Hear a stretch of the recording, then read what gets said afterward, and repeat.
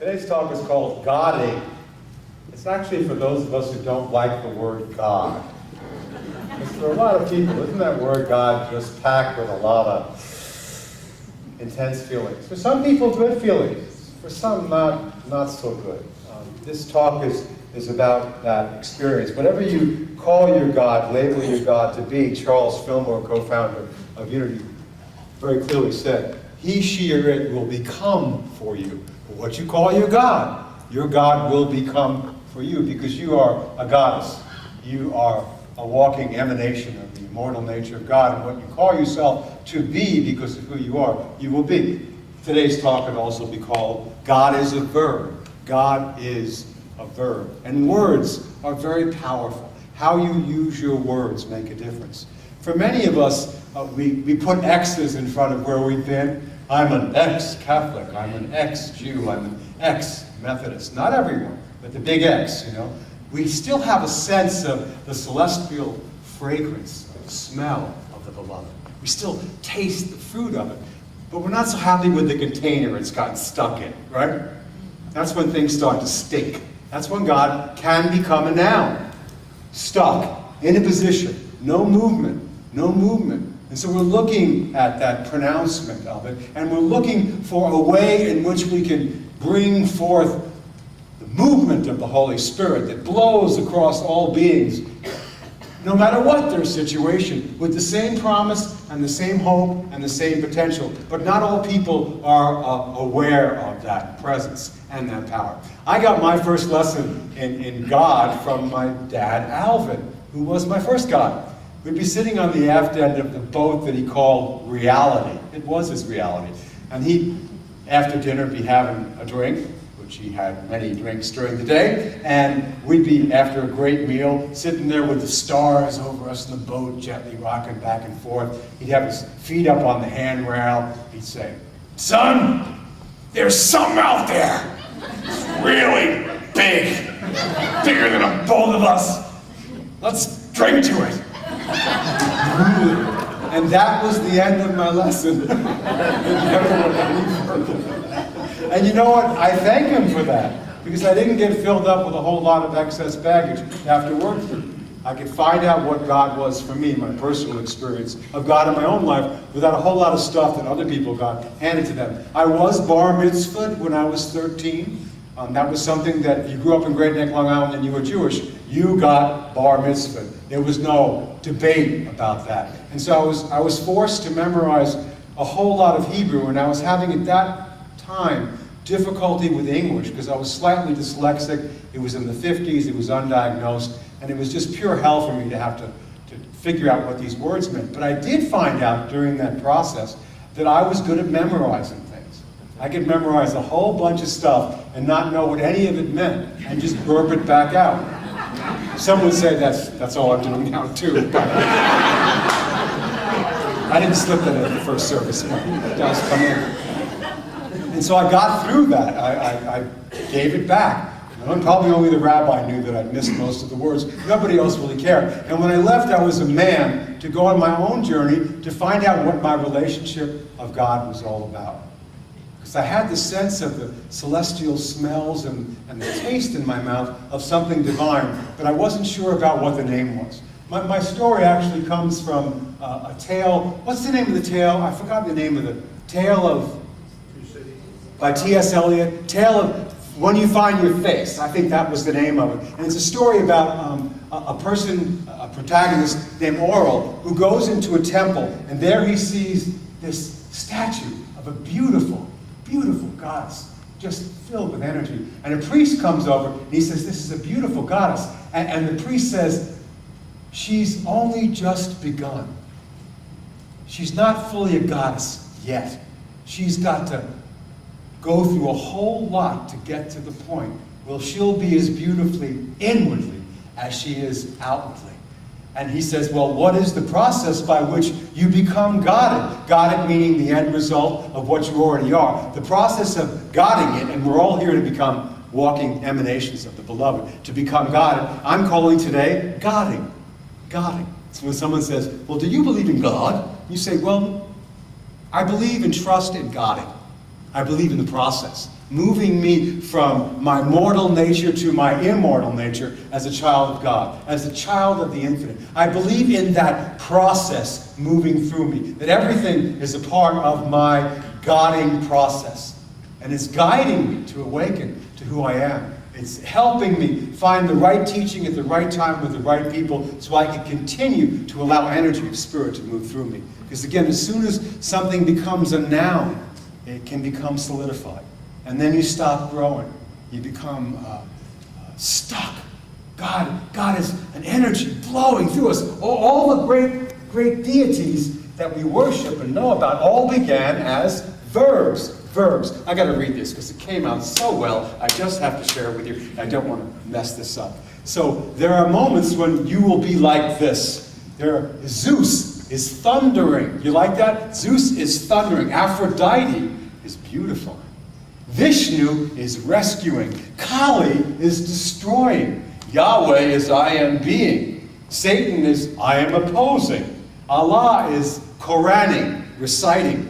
Siddhartha is Buddhifying, and I made that word up. And Jesus is Christifying, and I think I made that word up too. But you notice that it's a process. They're all perfect, and now they're bringing forth their perfection through the Godding process. So everything that happens in your life is perfect. Nothing is out of place. It's all part of your divine awakening. When you begin to see God moving through that, even in the most difficult circumstances, you don't say, well, why is this in my life? How did I attract this? You see it as part of the Godding process, helping you awaken. And that can include anything. And now we get to the story. I'm in Hawaii, and I got to be there for a full month, and I was the guest speaker at Unity of Hawaii for Sky St. John. And it's an amazing church. They have 3 church services on Sunday. They have one at 8 o'clock, at 9:30, and 11:15. They live stream the 9:30 and the 11:15. And it is an energy that's just, it's off the charts. So I got to do that. I was there on Saturdays and Sundays. And then Mondays I'd return to go to the Big Island in a very quiet setting to be with my grandson Xander, who's 10 years old, and my wonderful granddaughter, my daughter Alethea, and we got to be together. I had 2 very different kinds of experiences. But one thing that was going on for me during my time in heaven, and it was beautiful, you know how much I love Hawaii, my soul and my spirit were soaring, was, however, my hip and my knee were hurting. I had an accident, and of course I know there are no accidents. I know that thing was part of my Godding process. I prefer certain Godding processes to others, but I missed the bicycle with my granddaughter and went off and flew and hit my hip and my knee. And it just started to grow, the pain, particularly the throbbing at night, and not being able to find a position that was comfortable to get to sleep. So here's part of me that's in this amazing place and having a wonderful time. And there's another part of me that felt like, Mr. Dillon, Chester. I'm still dragging my leg along, but my heart is in heaven. My mind is clear as a bell, but there's going to be no great big running fits for me. I brought my sneakers so I could go run the route that I ran when I ran the Honolulu Marathon in 98 and 99. Forget about it. I'm looking like, can I park closer to where the Costco is so I don't have to walk so far to get to there and back? That's what happened. But what I really understood about it, again, the lesson, pain is physical. Suffering can be an option. It can be an option. I got that again. So I went and I asked for help, because we're always asking for help. So I'm on the Big Island, and someone said, he's a really good chiropractor. You should go see him. He worked miracles for my neck. Everybody's got something. The person who had the pain in the neck, gorgeous body, perfect, was doing a little tiny yoga posture. Turned his head this way, and for 3 months his neck is killing him. Buddies, hello. So he pops me and boom. Oh, it felt so good. I got in this, baby. I like it. He said, when can I start running again? He goes, oh, probably 4 or 5 days. And I said, yeah. Wrong. 4 or 5 days later, I went for a run, and I couldn't have done anything worse for my body. I tried bicycling the next day. Even worse. So I'm having this amazing experience of heaven and also hell with pain at the same time. Anybody relate to that? My spirit is free. My soul is soaring. My body is having pain. So I got to be aware that I'm in a body, but I'm more than just my body. That's the lesson that comes again and again and again in our process. And what you call a thing, it will become for you. So for my second visit, because I really decided I'm going to go one more time to the chiropractor, because it's right before the third week and I'm feeling it, he does it again. So he gets me the same, now this is your life now.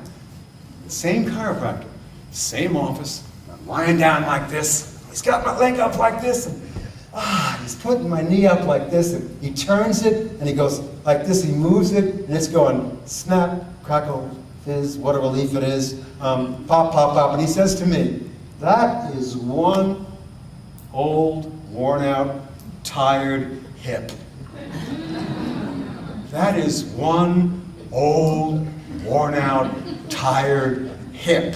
I said, what happened to I'm going to go running in 4 or 5 days, and now I've got an old, worn out, tired hip. By thy words you shall be justified, by your words you shall be condemned. So not only then did I have the pain of the hip, now I had the suffering that goes with it. When I left that office, I did not feel like a happy camper.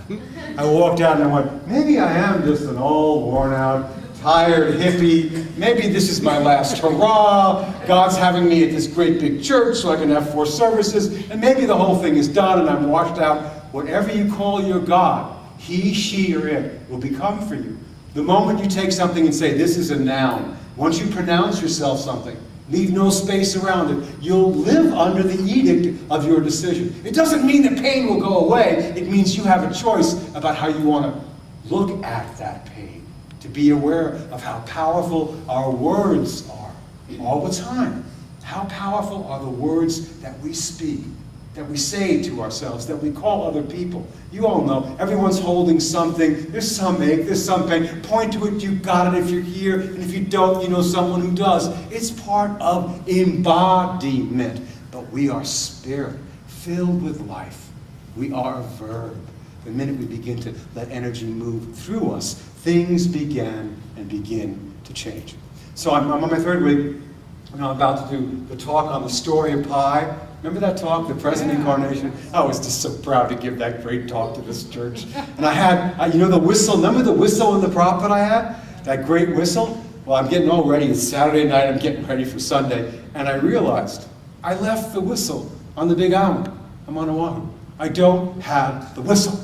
The whistle is the obligatory moment in the talk. The whistle is everything. The whistle is the best part of the whole speech. I don't have the whistle. And now I'm in suffering now. No whistle, how could I have forgotten the whistle? Oh my God, the whistle, the whistle. And then it's like, oh, well, I'll call Walmart. I'll get a whistle. 11 o'clock at night, we're open 24 hours a day. I'm going to drag my broken hip. I'm going to drive 25 miles to see if no, I'm not. Let it go. Blow the whistle on that stupid series of thoughts you're having. You know those thoughts that you're having. You know, don't you? Forget about it. I go to sleep, it's 2 o'clock in the morning, and it's 6 o'clock, 8 o'clock Maureen's time, so I need someone to fetch and complain to. I can never get my wife on the phone, and particularly during this trip, she's busy with 5 kids. I can't get her on the phone, but this time, I really need her, because I need someone to suffer with. And so I got her on the phone, but she's not there. It's a message, and I said, I'm there for you when you need me. I've been with you with the wrist up in the air, come on the foot. Where are you now? I need you. I am in pain. I forgot the whistle. Help! Would you please call me? I love you, would you? It was one of those phone calls where you wish you could put your hand into the phone line and erase what you just did. But the truth is, we all need to be able to do that with each other. I don't want to just share with you the glory of all the great things that are going on, but the things that I'm suffering with, the pain that I'm in. She can hold that space for me because I hold it for her and I hold it for you and we hold it for each other. It's not always going to be love, light, and glory. And so I shared that with her and I knew that she'd hold it for me. When I got off the phone, I was laughing at myself, how crazy it was. I fell asleep with only 2 hours left before I got to get up. And I had this vision. This being came and lifted me up out of my body. It had huge wings. It was holding my hand, and we were flying together over this sea of existence, consciousness, and bliss. And there were all these beings that were there in different spots, all there, all of them going through what they were going through, all involved in their own guiding process. And right behind Each person. There was literally a being that was like this, available to help in any way that you might want that being to help, just right there. And some people were able to see that help and receive it. And other people were still looking down and were not able to see the help that was being given. And the message I got was, it didn't really matter either way, that everything was perfect, just the way it was. And that the help would be received when it would be received. That time is an illusion, and that the help would never be withdrawn. The help would always be there. I love that.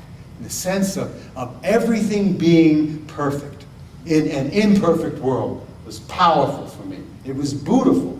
And I got on land with this beautiful being, he, she, we, it, whatever it was, and it says, I have a gift for you. And he took out a whistle. And handed it to me. I said, here's the whistle. Here's the whistle. When I woke up and I felt like I slept 12 hours, I was so refreshed. And when I went and shared my talk with the church service, I said, I don't have my whistle. Would you guys be my whistle for me? And everyone in that obligatory moment where I blew the whistle in the talk physically, whistled, 400 people whistling, whistle with me now. It was more powerful than if I'd had the physical whistle. It actually worked better. This is what your life is about. You come to a choice point. When you begin to call something a noun and get stuck in it and pronounce it, if you look up just a little bit and shift your focus from what you're going through, away just for a moment from the space in between the pain, the suffering will be lifted up, and you'll feel the brush of angels' wings wanting to help you. So you go from this week, from God darn it, to Godding it, to God is in it.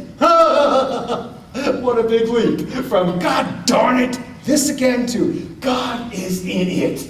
That's part of the Godding process that you'll be involved with. We all will, to our last breath here on earth, and maybe even beyond that. So Godding, and there is a lesson summation, we'll put it up. God is a verb. It ain't over. And Godding is the process in which we awaken our Christ consciousness to our Buddha nature, or our Buddha nature to our Christ consciousness. Yes? Two. In the Bible, I love this, Paul says, we are God's masterpiece. A letter written to be read by others. The word masterpiece comes from the word poema, which means poem, poem, poem, poem. All great poetic, artistic masterpieces are created how? Line by line, stroke by stroke, over time by a skilled artisan. I got the word right. A skilled artisan. And guess who that skilled artisan is? You. And guess who are getting the skills to do that? You, here, now, this church. Every meditation, every prayer, every Course in Miracles lesson, every oneness blessing. You're becoming a skilled artisan, learning how to use whatever happens as part of the Godding process to help you awaken to who you truly are. That's what this is all about, as we turn from our mortality into immortality, the finite into the infinite. Finally, number 3, every experience we have, even the ones we don't like in life, is part of the Godding process, designed to awaken us to our immortal essence as a son and daughter of God. So this week, there will be moments when the verb, that is you, will be called upon to be Zeus, thundering, throw a couple of lightning bolts. You know, sometimes that's necessary. You'll be Aphrodite, noticing what's beautiful, beautifying. You'll be Vishnu, rescuing and helping yourself and others. You'll be Kali, destroying and letting go of some ridiculous way of thinking and being in the world. You'll be Yahweh, I am being. And sometimes you'll be Satan, I am opposing. Or you'll be Allah, Quraning, which means reciting. Siddhartha, Buddhifying, that's my word.